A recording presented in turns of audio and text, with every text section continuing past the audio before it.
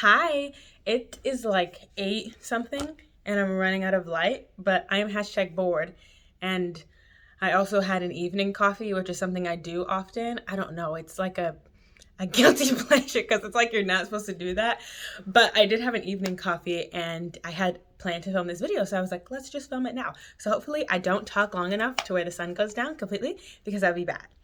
Okay, so this video, I got the idea for this because I was looking for content ideas and I did some research, looked something up, and this list was like, do a why video. And I was like, I think it would be really good or really cool to do a video where I talk about why I choose to serve the Lord, because it is a choice. And if I weren't a believer and I had no experience with religion, I would like to know why somebody chooses to do it. And everybody's story, everybody's reason is different, but this is my channel, so I'm going to give you my perspective on it. And let's get right into it because we are running out of time.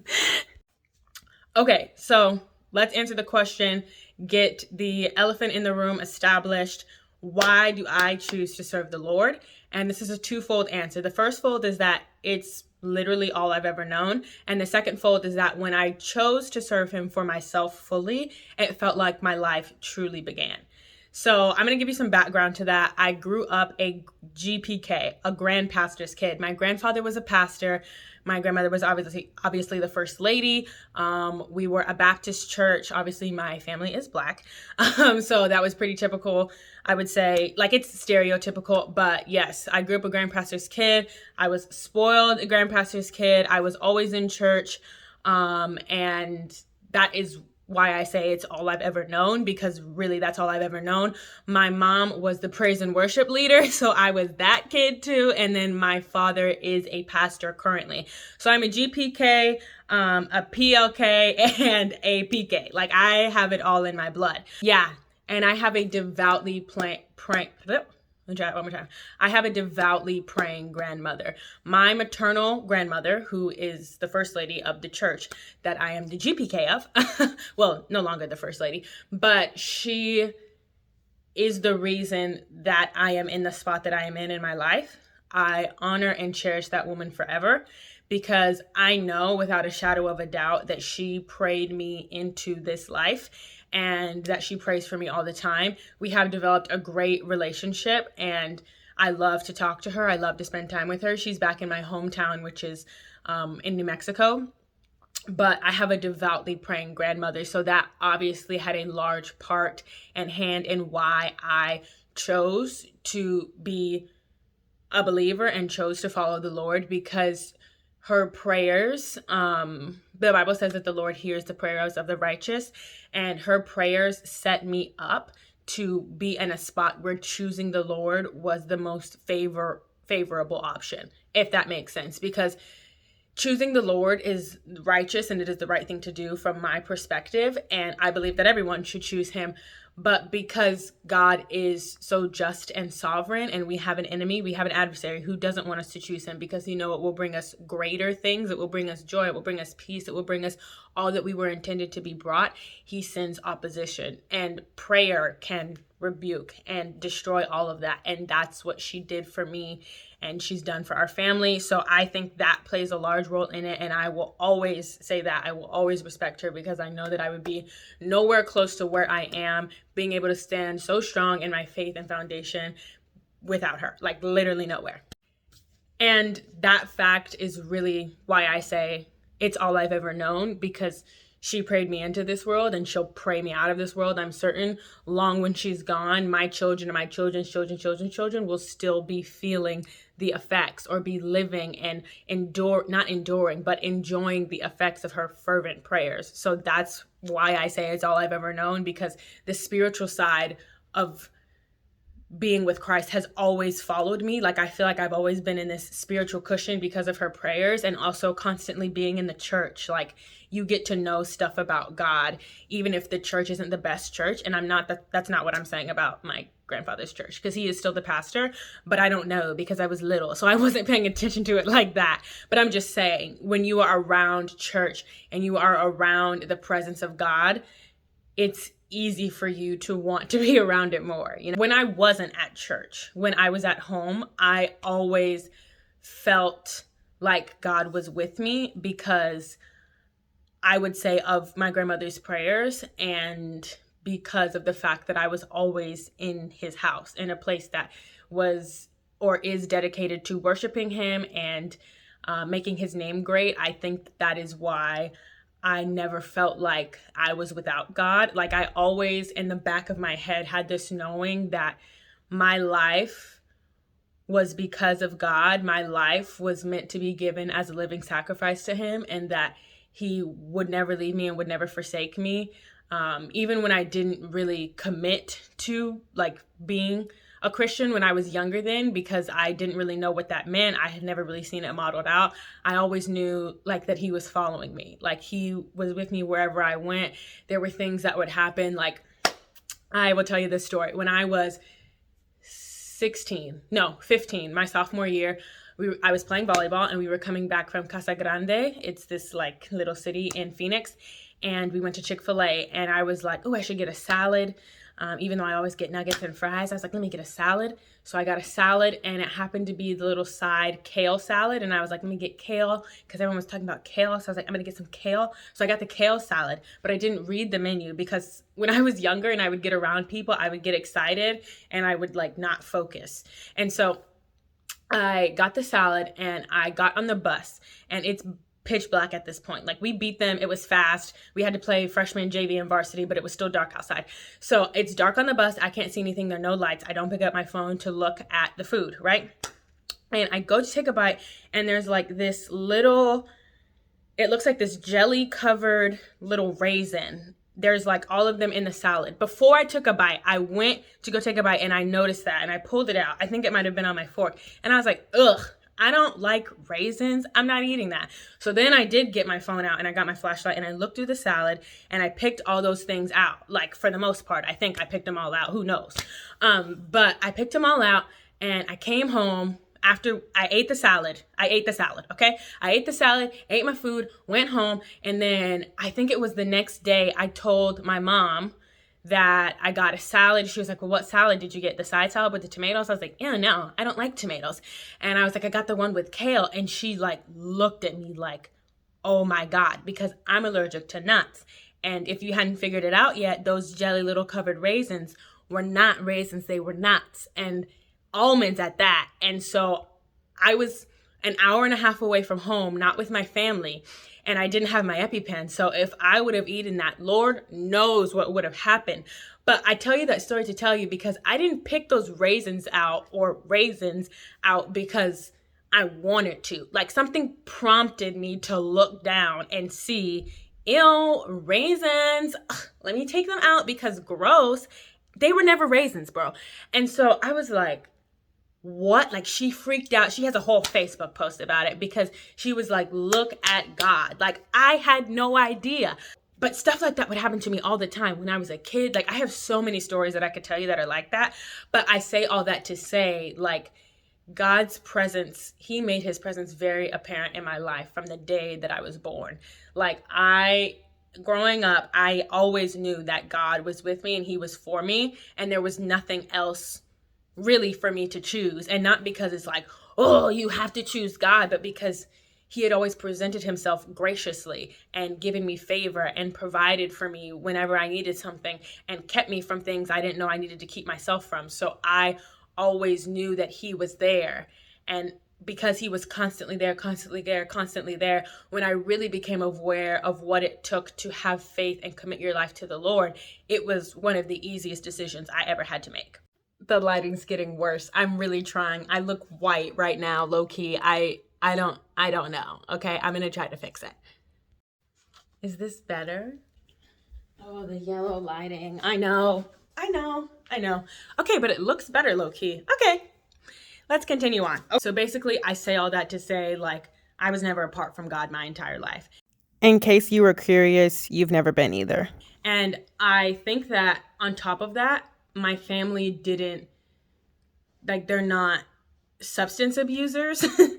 They don't drink recreationally. They never smoked. We didn't ever listen to secular music in any of the households that I was in.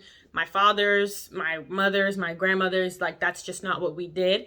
And so it wasn't hard for me to adjust or make decisions to serve God when I got a little bit older and decided that that's what I was going to do, because I was used to the kind of lifestyle that it really took to be dedicated to God. Like, I wasn't exposed, to alcohol or drugs or any of that thing, thanks be to God. So like living a set apart lifestyle was like low key standard for my family, because they didn't do any of those things. And like they don't smoke, drink, to my knowledge. To my knowledge, they don't.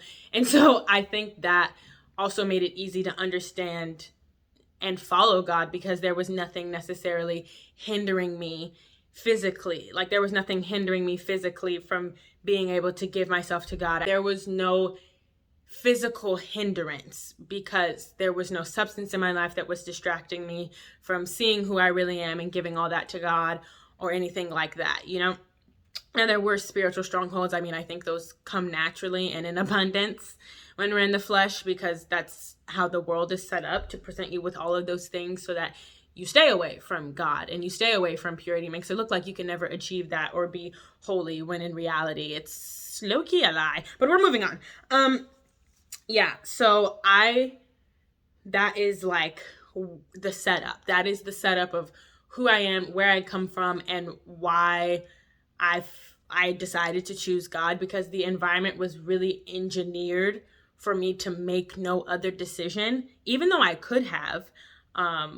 Whenever I would like try to, or like, try to be on my own and not look to God or depend on God, it was just kind of like, I didn't go very well. You know what I'm saying? Even though I wasn't per se depending on God before, it was like, oh, don't do that. Like, you know what I'm saying? I was like, nah, it just doesn't seem right. You know what I'm saying? So I would turn back to what I knew, like what I had been shown, even though I wasn't, like Bible based at the time when I was younger. I would just turn back to what I knew, because I was like, this makes sense. This is the way that the Lord has paved for me right now. And so I'm going to keep doing this. One last thing in this section of the video, when I really decided to serve the Lord, I was about 14 years old. Like I made the decision to make my faith my own. I was about 14 years old. But if I remember correctly, I gave my life to Christ originally when I was 5. I think my mom told me that I wanted to, and so they took me to the altar. Obviously, I said the prayer or whatever. So I think I did it originally when I was 5. So that would also make sense, like, for why all of my experiences kind of went the way that they did, because I made the decision at an early age. But when I turned 14 and I got invited to this youth night when I was in Arizona, and there was a pastor there. His first name is Landon. He's pastoring a church in Texas, and I don't know his last name, but he was talking that night, and I felt like everything he said was God talking to me, like calling me, like, hey, I want you to come deeper. So like I recommitted that night to being serious, not being serious, to taking my faith for myself. And I had been baptized before. I got baptized when I was 8, but when I was like 17 or 18, I felt convicted to do it again, not because I didn't feel like the first time had worked, but because I felt like this is the start of me doing it really for myself, having knowledge, having awareness, having the ability mentally to know what God is asking me and calling me to do. And I'm not saying you can't do that at 8, you can't do that at 9, you can't, like, you know what I'm saying? Because I'm sure I did at that level, but I felt some stronger sense of conviction to like, hey, we're not starting over, but we're starting again. And I need to do this because I want to show myself physically and God and those around me that I'm about to level up. So that's that. Okay, lastly, I'm just going to tell you guys why I still serve the Lord now, almost 21 years in. Like, I was dedicated as a baby. I told you guys, I gave my life to the Lord at 5, got baptized like 5, 6, 7, or 8, and then I really got serious about it, rededicated all of my intentions when I was 14 and that stuff and all that stuff. But why do I still serve him now? Because I think the way that social media has revolutionized our perception of reality, it would be so easy for someone like me, who likes to look at Instagram, who likes to look at TikTok, who loves to watch YouTube videos, to say, well, this manifesting stuff, or like the way that these girls post about it on TikTok, or these guys, and the way that they're getting it so quick, so fast, so quick. And like, they say, if I do this, it'll work. If I do this, it'll work. Why don't I just do that? Because everybody keeps posting about it. Everybody keeps buying their dream car. Everybody keeps buying their dream house. Everybody keeps getting what they want. So why would I not do that? Why would I continue to serve the Lord? Here is my answer to that question. Like I said, it's all I've ever known. So honestly, for me to step out of the perimeters and the protection of the hand of God would be like, honestly, death. Like, I feel like I might, like, literally, it would be death, because I'm committing myself to the world and to sin, and then the wages for sin is death, but God paid that price. So when I live in him, I don't have to pay that price because Jesus already did, and when I don't, I do. But I just literally, and I can't thank my family, but specifically my grandmother, enough for this, I feel like I know nothing else. And so why would I go do something else when the thing that I've been doing since I didn't even know that I could do things has been working for me the entire time? The second reason that I would say I still continue to serve the Lord is because what the world acts like it gives to me, or acts like it gives to us, in, you know, gaining all those things, a house, a car, money, dream brand trips, dream achievements, becoming a lawyer, doing this, becoming a doctor. What the world looks like it gives you by doing that, and accepting cultural norms and believing what everybody else believes, what it acts like it gives to you, it actually takes from you. And God gives all of that and more as a gift without relenting. Because when you do what the world does, you have to pay the world's price. But when you do what God has asked you to do, what's written in his word, when you follow his statute and work out your salvation and become sanctified and become more and more like the image of Jesus Christ, it doesn't cost anything but the things that will actually harm you. Like, you have to kill your flesh. That's a very churchy saying. Is what that means is you have to put your desires, your thoughts, your opinions, your beliefs to the side and allow God to influence those. Well, when he does, you get a peace that surpasses all understanding, a joy that cannot be stolen, an identity that is rock solid, because the God of the universe, the God of the universe that y'all be praying to sometimes, he sets it in stone for you and says, here, I set this aside for you and you can find it in me. Oh, okay, cool. So that's why I still choose to serve God, because there has not been a bad thing about me giving up what I thought was best for myself to take what God gives to me. Sure, I will take peace that passes all understanding. Yes, I will take joy that nobody can steal and nobody can touch and nobody can have. Yes, I will take the purpose that you created me for, that is uniquely curated for me to accomplish, to bring glory to your name and fulfill me at the same time and make me money. Yes, sir, I will do that. Not to mention that God also promises thousands and thousands of promises throughout the Bible that he will sustain you through life, that he will provide you, that he is your standing ground, he is your salvation. Like, he is everything you need and more. He informs you of what you need by informing you of himself. When you come into his presence, when you make relationship with him a priority, he expands your mind. He provides you with what you need. He helps you do the things that he asks you to do because he knows you can't do them alone. Like, it's the ultimate cheat code. With all best intensive purposes of the word, the ultimate cheat code to life is surrendering your life to Jesus. The ultimate cheat code, because he requires, one, that we choose him, and two, that we surrender to him. And he's like, I will handle the rest. You do the choosing. You do the choosing. Choose me every day. Pick up your cross. Do what my word says. Follow my decrees. Become more and more like me. Choose me every day. And I got the rest. What you eat, what you drink, somewhere, how you get from point A to point B, the money you make, the safety of your family and the provision for your children and your children to come after that, I got that. Choose me. Make that decision every single day, and I got the rest. Oh, you want to be a dancer? Bet, I got that. Choose me. Oh, you want to be an engineer? Bet, I choose that. Got me. Oh, LOL. you want to be a lawyer? Bet, I got that. Choose me. It's one thing. It's one thing. And that is why I choose to still serve God at almost 21 years old. I almost forgot to mention that you don't have to worry about what's going to happen to you after you die. Because the good news of the gospel is that you get to spend eternity in heaven with him. You spend all your years on earth cultivating a relationship with him, and then you die and you get to go meet this guy that you haven't seen, that you hear from in your head, like maybe once or twice in your lifetime out loud or speak through other people. You get to go meet him. You get to go meet the guy who satisfies your soul, who loves you unconditionally, who sacrificed his son, his perfect gift for us. While we were still sinners, he was like, I'm coming for you, even if you don't choose me. So I think that is the ultimate gift that I know that I am taken care of from the beginning of my days to the end of my days. And even if I get disappointed or I have to battle with myself and it's not the best feeling and I feel like I'm losing this day or I feel like I'm not doing so hot this day, there is resounding peace. Like with every moment of my life, I don't have to think about whether or not I'm going to be okay, because God is always there to remind me. And I'm not talking about talking. I'm talking about I wake up and I have peace. I wake up and my mind isn't running 90 miles a minute. Like he is always there.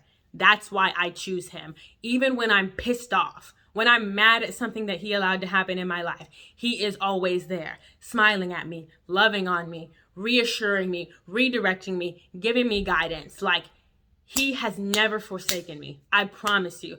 I haven't been through like the worst of the worst, but I've been through some stuff. And when I went through it, I never felt like I was alone. I always knew that there was going to be another side because I knew my God was with me. He had been with me since I was born and he'll be with me till I die. Let me stop screaming. Get off my soapbox real quick and end this video. So, we didn't beat the light. We didn't, but we made an adaptation and you can see me. And it's not the best lighting I've ever had in a video, but it's okay because I said what I needed to say. And with all of that being said, I'm just doing this in the meantime. I'm just spreading the gospel as much as I can. And I'm out here bringing heaven down to earth as he commands us and robbing hell of all the stuff it thought it was going to take from me and my family and living my best life. Like, I ain't got nothing else to do. So I'm just out here representing. I'm just out here living out the Bible plan life that God has for all of his children, which is you. Oh, yeah, you. So I'm just doing that. And if you want to see more of that, you can totally subscribe because I would love that. But if not, I still love you much. And that's all I have for this video. I love you. And more importantly, God loves you. And I hope that if you were ever curious about God, you got something from this video and that my perspective brought you some kind of clarity on what it is like to walk and live life and have a purpose in God. And if you have any questions, feel free to like comment them because I'll definitely take a look at those and respond and ask the Holy Spirit to help me speak to you. So yeah, that's it. I don't know when I'm going to post this. I'm probably going to edit it soon, but I don't know when I'm going to post this video. So I hope you guys enjoyed the lighting switch and all, and that this did something for you and it meant something to you and it inspired you to ask a question that you wouldn't normally ask. And that's it. Love you much. See you next time. Bye.